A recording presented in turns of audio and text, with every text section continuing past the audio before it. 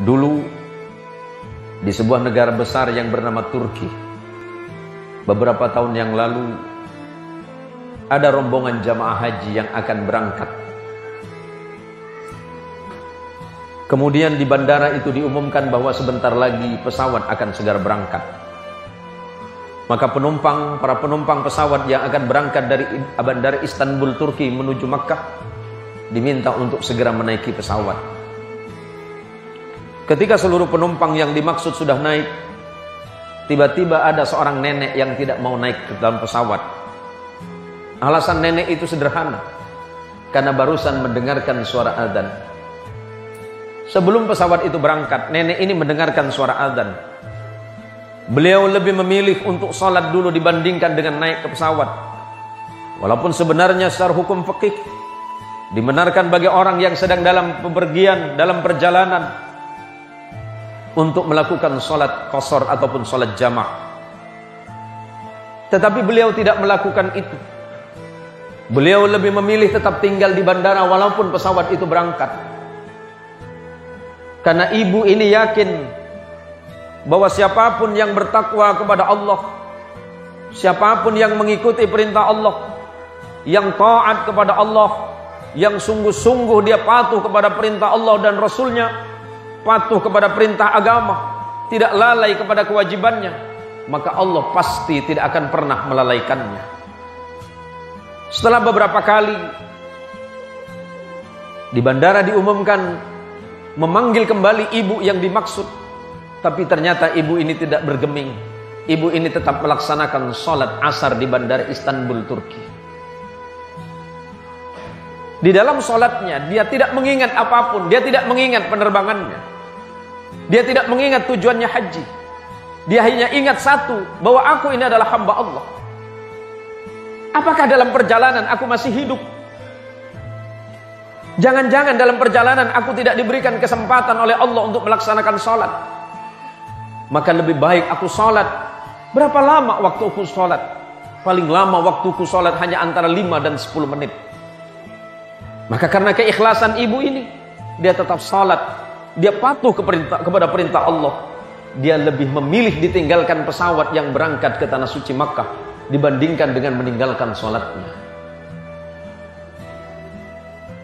Setelah 1 jam berlalu, ibu ini tetap berada di tempatnya. Dan tiba-tiba pesawat tadi yang sudah berangkat kembali lagi ke bandara. Apa alasannya? Pesawat yang sudah berangkat 1 jam dari bandara Istanbul Turki kembali lagi. Apa alasannya? Ternyata pilot memerintahkan pesawat ini kembali lagi ke bandara Istanbul, tidak melanjutkan perjalanannya ke bandara King Abdul Aziz Jeddah. Alasannya satu, karena ada seekor burung pipit yang memasuki mesin pesawat. Dan ini di luar akal.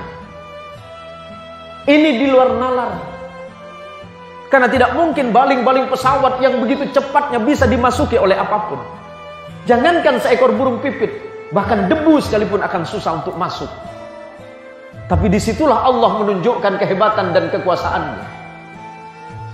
Allah dengan kemahaagungannya membuktikan bahwa barang siapapun yang bertakwa kepada Allah dengan sebenar-benarnya, dia tidak akan pernah dibuat susah oleh Allah. Dia tidak akan dibuat gelisah oleh Allah.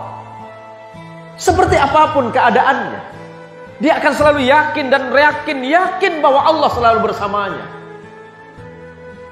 Apakah hanya karena persoalan duniawi yang sedikit ini membuat kita lalai dan lupa kepada Allah? Harta duniawi ini pada akhirnya semuanya akan ditinggalkan oleh kita. Pilihan hidup hanya 2. Kita yang meninggalkan atau kita yang ditinggalkan. Apakah kita akan meninggalkan harta atau harta yang akan meninggalkan kita? Jangan karena persoalan duniawi yang sangat murah menyebabkan kita lupa kepada nikmat Allah yang sebenarnya, yakni nikmat penghambaan kepada Allah Subhanahu wa taala. Dan yang paling penting, jangan lupa kewajiban kita kepada Allah Subhanahu wa taala, yakni sujud dalam sholat kita. Semoga sujud kita ini semuanya diterima oleh Allah Subhanahu wa taala. Semoga amal ibadah dan amaliah kita sehari-hari semuanya niscaya mendapatkan ridha dari Allah Subhanahu wa taala kelak di hadapan Allah, kelak di hadapan Rasulullah Muhammad sallallahu alaihi wasallam. Mungkin tidak banyak amal yang bisa kita banggakan, mungkin tidak banyak salat kita, mungkin tidak banyak sujud kita, mungkin tidak banyak zikir kita, mungkin sangat sedikit sedekah kita, mungkin sangat sedikit kebaikan-kebaikan dalam hidup kita. Tapi siapa tahu di antaranya ada satu sujud yang diterima oleh Allah Subhanahu wa taala, dan satu-satunya kebanggaan kita sebagai hamba Allah adalah sujud kita kepada Allah Subhanahu wa taala.